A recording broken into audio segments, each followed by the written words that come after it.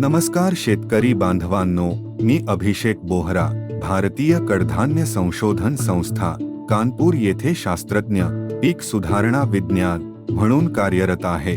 2021 साली आमच्या संस्थेने लागवडीसाठी शिफारस केलेल्या तुरीच्या अल्प कालावधीच्या वाणाबद्दल सविस्तर माहिती देणार आहे. IPA 15-6 हे वाण सुमारे 150 दिवसांत परिपक्व होते.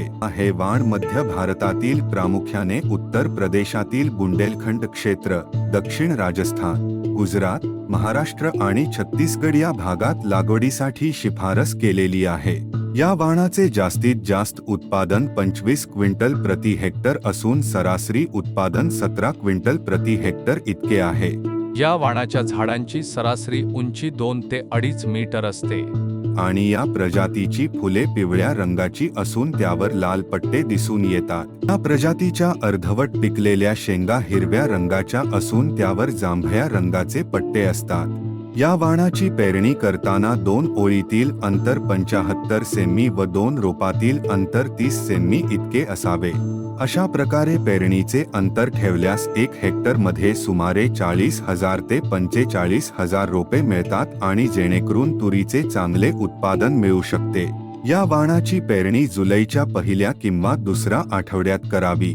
जर पेरणीच्या वेळी पाऊस नसेल तर पावसाअभावी पेरणीपूर्वी एक सिंचन देणे आवश्यक असते. यावेळी शेतात पाणी साचून राहणार नाही याची काळजी घ्यावी.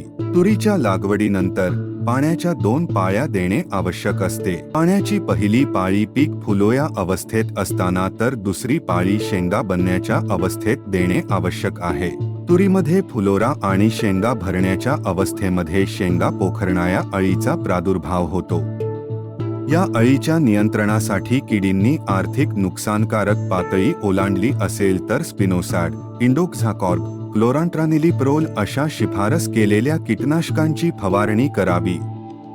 तूर पिकामध्ये प्रामुख्याने मरोग आणि फायटोप्थोरा करपा या रोगांचा प्रादुर्भाव आढळून येतो. IPA 15-6 हे वाण मरोग आणि फायटोप्थोरा करपा या तुरीच्या प्रमुख रोगांना प्रतिकारक्षम आहे.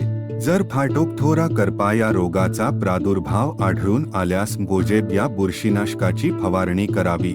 शेतात तुरीच्या 75%हून अधिक शेंगा पिकलेल्या आढळून आल्यास पिकाची काढणी करावी. साठवणीपूर्वी तूर धान्य उन्हामध्ये चांगले वाळवावे. त्यामुळे धान्यातील ओलावा 9 ते 10 पर्यंत राहतो आणि धान्य दीर्घकाळापर्यंत सुरक्षित साठवून ठेवता येते.